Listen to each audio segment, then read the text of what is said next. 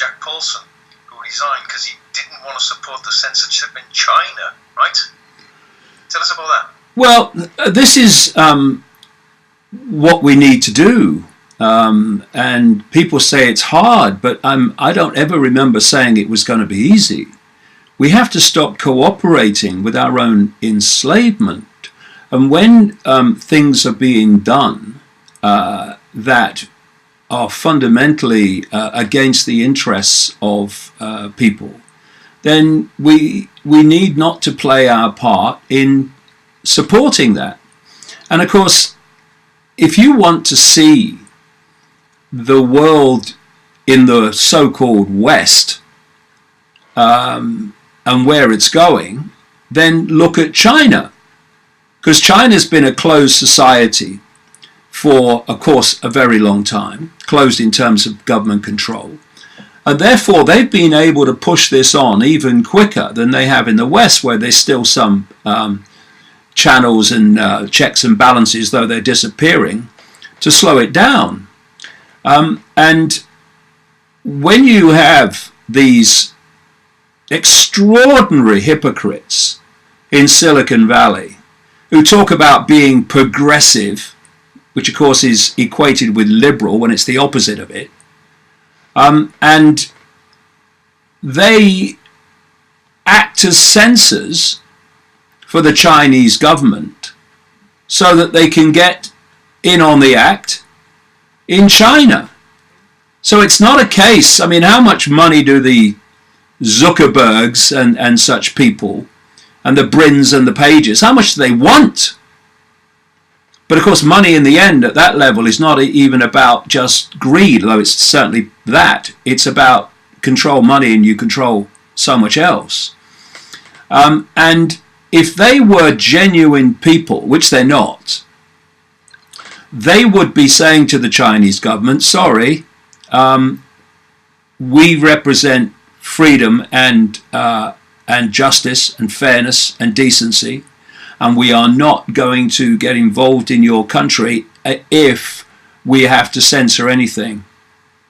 Instead, what you have are the same people talking about we must stop fake news, which is just a symbol for anything that's challenging the official narrative.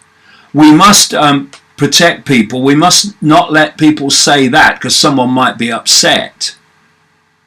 And at the same time, they are for not just financial reasons, but massively so.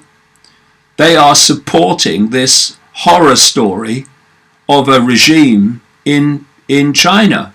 So we're dealing with absolute hypocrites. And when I hear the people like Bezos and Zuckerberg and Brin and Page and all these people and Dorsey at Twitter talk about stopping things that are not within our values. I mean, values, they don't have any. Because this is the point. And this is why no matter what people think about Alex Jones, whether they like him or whether they don't, his banning quite obviously in a coordinated way by these internet operations was a massive wake-up call for anyone who isn't paying attention. Because I have this view of freedom of speech. Freedom of speech means freedom to speak. It is not the freedom to say what some authority decides you can say and not say what it decides you can't. That is not freedom of speech. If anyone doesn't have the freedom to give their opinion, then no one does, because the only thing that's left is conforming to what authority says is acceptable. The key for me is this. Once you censor information and opinion speech before the point of delivery, you're going down the road of 1984 and then some. Because what that does is give an authority the power to decide then what can be said and heard and seen and what can't. And of course, what that authority does, and we've seen this, is they'll get the foot in the door by giving you an extreme example. We must stop jihadists recruiting on the internet and advocating violence on the internet. So because it's an extreme example, lots of people say, well, yeah, I agree, yeah, we've got to stop them, yeah, that's right, they need censoring, stopping. Yeah, but that's not where the authority stops. That's just stage one. We've gone through this. This is not a prediction. This is what's happening. And then they say, oh, we must stop that. So then the fake news came in, which, like I say, is just Orwell speak for anything that's being said that we don't want people to hear. And now it's more and more, and Alex Jones is banned, and so on, and many others. Because people say, well, you can't just say anything. Well, why not? You see, there are laws once something is spoken or written. There's laws of libel. There's laws that say you can't incite violence. The laws already exist to deal with what this censorship is claiming to deal with. The point is, it's allowed to be spoken. No one's censoring it before the point of delivery. And what this means is that there is no authority or no power for an authority to say, therefore, what can and cannot be seen and heard. Once it's delivered, then if it's inciting violence, there's other laws. But you are preventing any authority having the power to say what you can say and not say. And because it's being allowed to be spoken, the court of public opinion then has the information on which to decide if it thinks what is being said is acceptable or not. But it doesn't have that ability to make that decision if it never hears it, because some authority is saying that cannot be heard. And what this, well, he's a little boy in short trousers in my view. I mean, the idea that he runs Facebook is hilarious, you know, for Zuckerberg. But what he's saying now is that they are working on algorithms, and if they're working on them, then they have them. It's just a matter of justifying it being played out, because it's nothing to do with him. Algorithms that will censor information, of course, encoded in certain ways, the algorithms, to pick up all the things that the authorities don't want people to hear. And so we have this war now on the free flow of information and opinion. Of course, we've seen that so obviously in Britain with the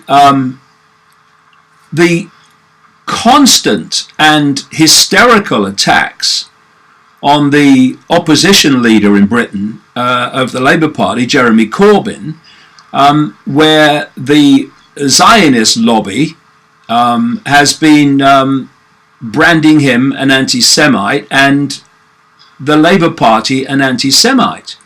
Now, this is actually nothing to do with anti-Semitism, which is a misnomer anyway, because it actually means anti-Arab. The vast, great, overwhelming majority of Semite races and Semite peoples, which is a language group and not a race, are Arabic peoples. So even the very name is a misnomer. But it's nothing to do with stopping racism. It's to do with creating a chill on anyone who wants to expose or criticize the disgusting psychopathic regime that currently runs the government of Israel, headed by Netanyahu and his mob, because that's what it is. And you have in this country, you see, a conservative party currently in government that will never criticize Israel. You have what's left of it, a liberal Democrat party, so-called centre, that will never criticize Israel. You have the Blairite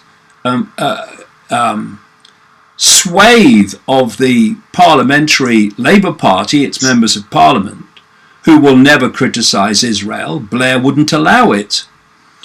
Which left this group of people around Corbyn and Corbyn himself who were still willing to call out Israel for its disgusting treatment of Palestinian people and its manipulation of the affairs of other countries. So this whole abuse of the Labour Party and Corbyn over "you're an anti-Semite" is purely focused on so intimidating them, so getting them to want to be seen as not anti-Semitic, that they have now accepted this vastly, massively too broad definition of anti-Semitism, which is being accepted by the British government. Now the Labour Party has accepted it with a real minor weak rider, which was not the one that Corbyn wanted. And this new definition of anti-Semitism, which was orchestrated into being by the Zionist lobby, is aimed at one thing and one thing only: to so broaden the definition of anti-Semitic that there's basically nothing left you can say about the behavior of the Israeli government that will not be dubbed racism. And this is, I said in a video recently, this is not just for what Israel has done to the Palestinians. It's not only for what Israel is doing. It's for what Israel plans to do. They are getting their censorship in early. And, as we speak today, we've had a Russian plane shot down by Syrian defenses because they were responding to an outrageous and the latest in a constant barrage of military attacks by Israel on the sovereign government of Syria. And people should ask themselves why a country so tiny, with a total population of some 8 million out of a global population of 7.5 and counting billion, should have so much influence in the world, should be allowed to create so much mayhem, and at the same time be allowed to target critics as anti-Semites for no other reason than to silence any criticism of this psychopathic mob that currently runs the government of Israel. And what they do is, when you, as I have, talk about a psychopathic mob that run Israel, what they then say, you see, this is the game by weaponizing anti-Semitism. They say, he's saying all Jews are psychopaths. No, I'm not. No, I'm not. I'm saying the current government of Israel is. With massive supporting evidence, by the way, accumulating and increasing by the day, even not the hour. And this is the game. It's using every weapon you can, weaponizing the term anti-Semitism, which is in effect exploiting the horrors that Jewish people experienced in Nazi Germany to pursue a campaign of censorship that suits a few people now. It's disgusting beyond belief. So you've got that. This goes into the whole thing about hate speech. Hate speech is to such a large extent another symbol for you're saying things we don't want people to hear. And fake news, ditto. The algorithms that the internet giants use on the grounds of and using the excuse of fake news and hate speech, etc.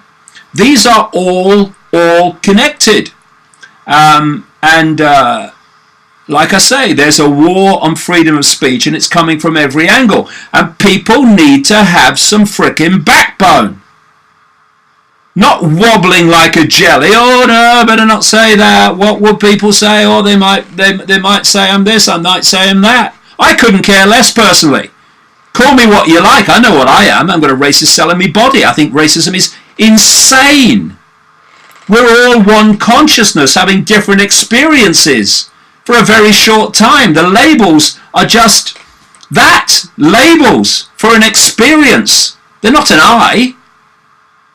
So my very philosophy on life and the nature of reality is that racism and judging people by race or by any other group tag is insanity and fundamental confirmation of a complete misunderstanding of the nature of reality itself.